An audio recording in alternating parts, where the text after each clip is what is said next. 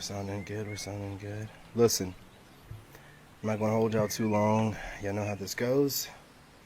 But I wanted to talk to you really quickly about your haters, your enemies, and why God decided to have you move in silence and had you hidden in plain sight.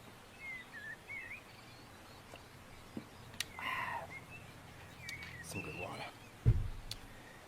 Look, nowadays times are different. Okay?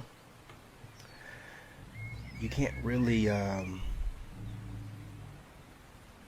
go about telling all your business. The devil moves differently nowadays. The devil likes to try to move in silence, but they gotta ask a lot of questions. See, these demons that are inside of these people that are hating on you, they need for you to, go along with society so that you can follow along with patterns. And when you don't go along with the patterns that they're used to, you disrupt their way of recognizing people, categorizing them, and then being able to exploit whatever they want to manipulate. You're not able to be done that way. You move in silence. You don't tell too much of your business to anyone. And no one told you to do this. God told you to do it. God said, listen, these people out here, they mean you no good.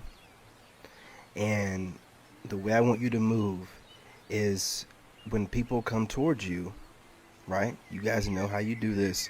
You're real smooth with it. When people come towards you and they move in a malicious type of way, you don't say anything. Boy, you a slick one. Girl, you a slick one. You don't say anything. So these people will show their intentions. Excuse if you hear my son in the background. He's playing video games with his boys. But they don't know that you know. So if they're moving maliciously, they will continue to move more maliciously. And they will expose themselves. Now, what they're doing while they're moving maliciously, their ego is like super inflated. So they're bragging to their friends and family, thinking that they're getting over and and you just watch the way they move. You don't say anything, right?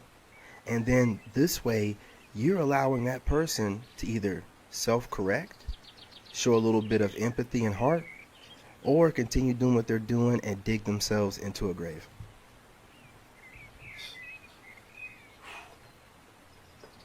It's messy work. But listen, I respect it. Sorry, guys. Still fasting, so, getting ready to work out a little bit. But, this way you move, it irritates people because they don't know what you're going to do, what you're going to say. But here's the thing. If they're moving with good intentions, it shouldn't matter to them. It shouldn't matter at all. It should, if they know that you're not hurting anyone, and you're definitely not hurting them, then it shouldn't bother them. The only people it bothers are people that need to try to figure out you and how you move. And the only reason why somebody would need to try to figure out your patterns and figure out how you move is if they plan on doing something kind of wicked. And all we do here is serve God. And we know one thing over here, we're serving God. We don't really care what anybody else is doing. We know it's none of our business what anyone else is doing. And on top of that, we also know it's none of our business what anyone else thinks of us. People are going to interpret us all kind of different ways.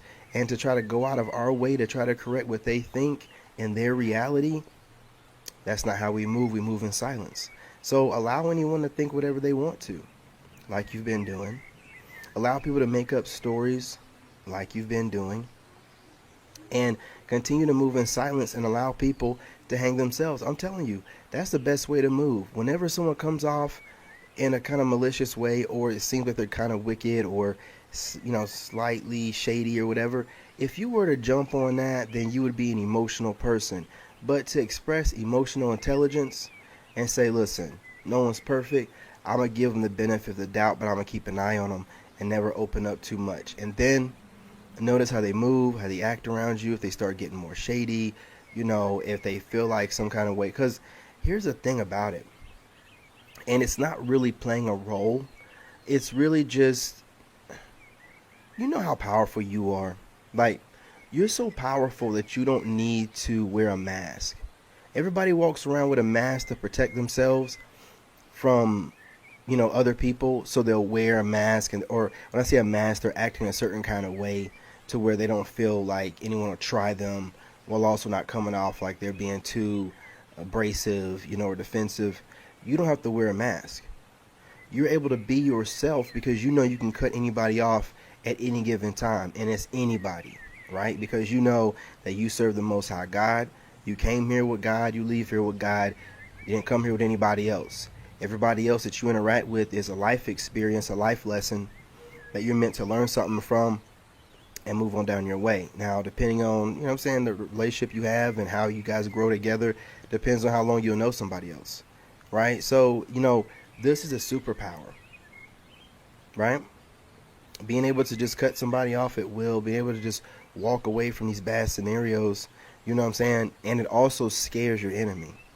Because as much as they want to try to act tough,